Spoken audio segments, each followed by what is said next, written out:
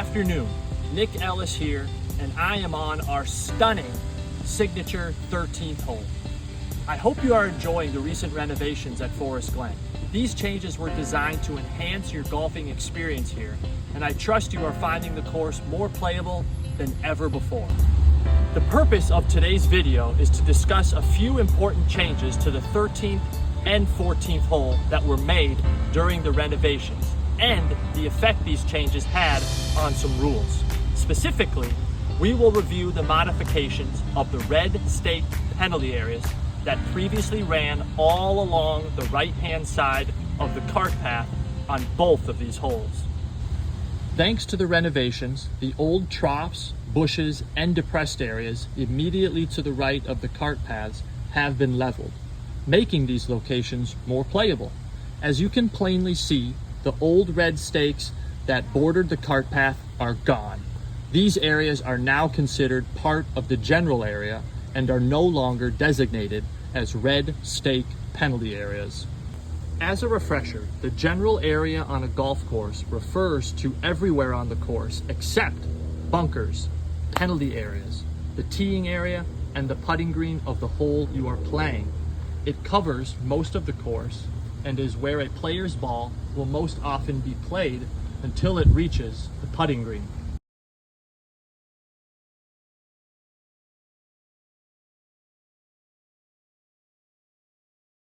Okay, so now let's move up the hole towards the pond. When you reach the beginning of the pond on both the 13th and 14th hole, you will see the red stakes marking the beginning of the penalty area. Everything beyond these red stakes is a penalty area. When you reach the beginning of the pond on the 14th hole, you will see the red stakes marking the beginning of the penalty area. Everything beyond these red stakes is a penalty area. Okay, let's go back down the fairway and drill down on a few of the consequences of removing the red stakes along the cart paths. Environmentally sensitive areas, ESAs, extend along the trees and the preserve up to the red stake penalty areas. These ESAs are clearly marked with green top red stakes and are designated as no play zones, in addition to being classified as red stake penalty areas. Hitting a golf shot from within an ESA is strictly prohibited due to its no play zone status. If a ball enters an ESA, it must be dropped outside the ESA area utilizing the relief procedures for red penalty areas. In accordance with Rule 17, players may choose one of three relief options with one penalty stroke. One of these relief options is dropping your ball no closer to the hole, within a 2 clubs distance from where the ball last crossed the ESA red penalty area. Simply dropping the ball back out in the fairway is not an acceptable relief option. See Rule 17 for more details. As the red stakes are no longer present along the cart paths of 13 and 14, players are now permitted to take free relief if the cart path affects their intended stance or swing. According to Rule 16, relief is granted at the nearest point, not near the hole, where interference no longer exists, plus 1 club length. The ball should be dropped within this designated relief area. Please be aware that such relief from a cart path does not apply if your ball is located within a marked red penalty area elsewhere on the course. When a ball is in the general area and your swing or stance is affected by interference growing out of the ESA, you can take free relief away from the ESA interference.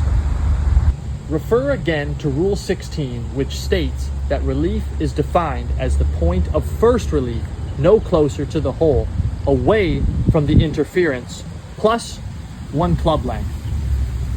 Drop the ball within that relief area.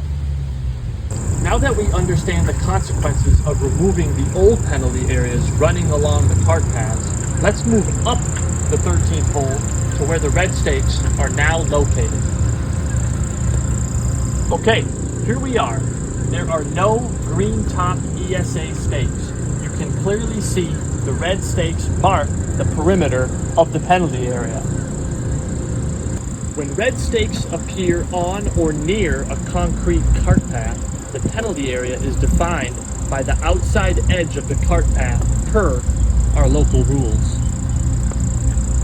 Your ball is in the penalty area when any part of it lies on or touches the ground or anything else inside the edge of the penalty area, or is above the edge or any other part of the penalty area.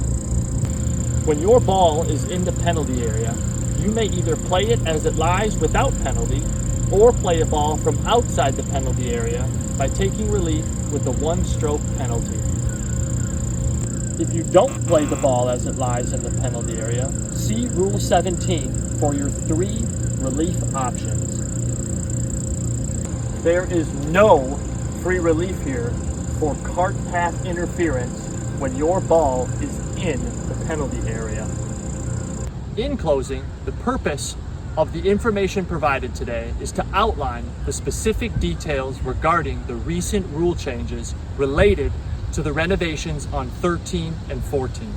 Understanding these updates ensures all participants follow the same guidelines, helping to reduce confusion during play and maintain fairness among competitors. If you have any questions, feel free to reach out to me or Mr. Cabral of the Golf Committee. Good luck, and we'll see you around the course.